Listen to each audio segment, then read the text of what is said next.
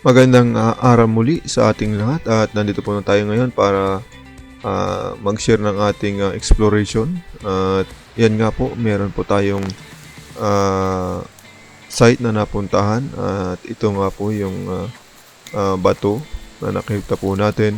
Square type po siya. So, box of gold ang ibig sabihin, and then meron siyang face marker. So, makikita po natin dyan na may mukha.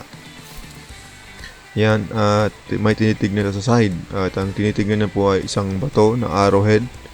At makikita po natin mamaya at mapapansin natin yung bibig din po niyan ay korting puso po.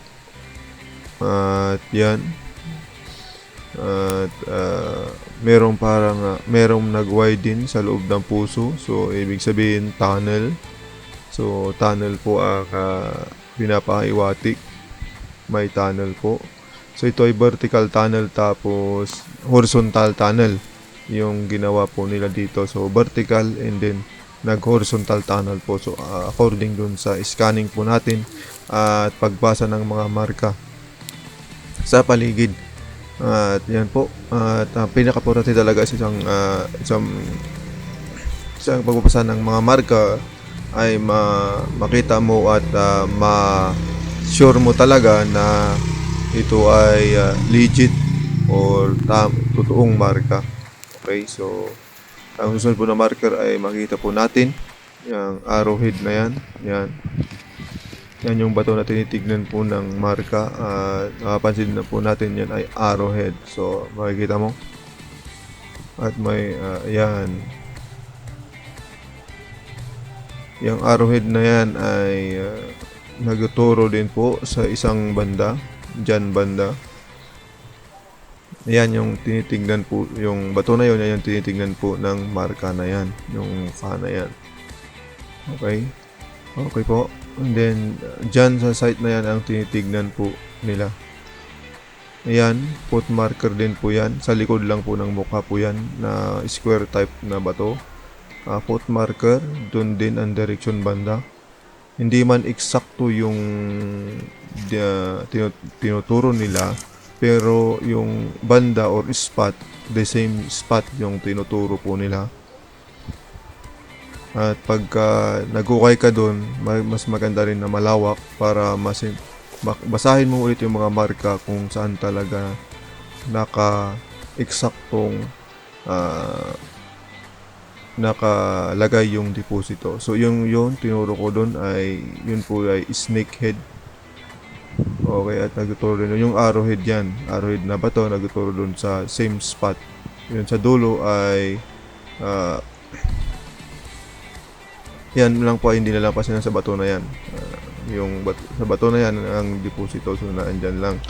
At yung nasa dulo doon na bato na mukha ng ahas ay dyan din po nakaturo or nakalagay ay nakalatingin.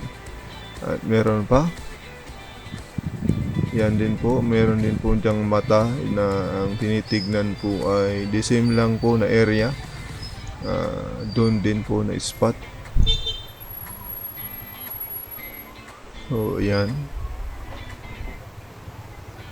dyan din po sa area na yan, pare-parehas lang po yung tinitignan po nila na spot. So pero hindi natin masisentro talaga yung deposito. Pero sa scanning detection po natin ay nakuan po natin, sentro po natin.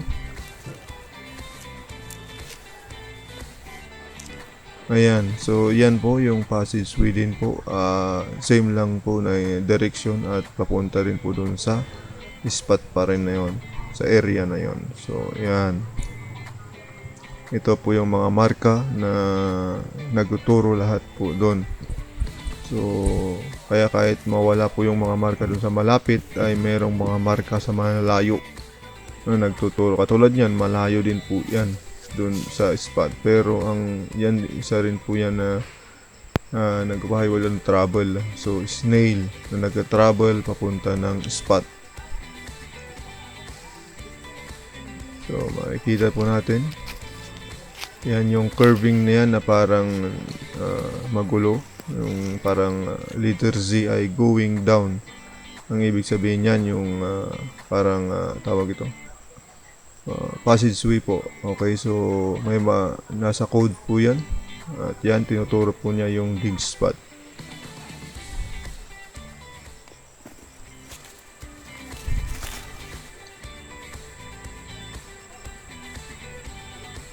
Yan, the same lang po yun sa puno na yun na maliit banda. Okay, so maraming salamat po sa panonood.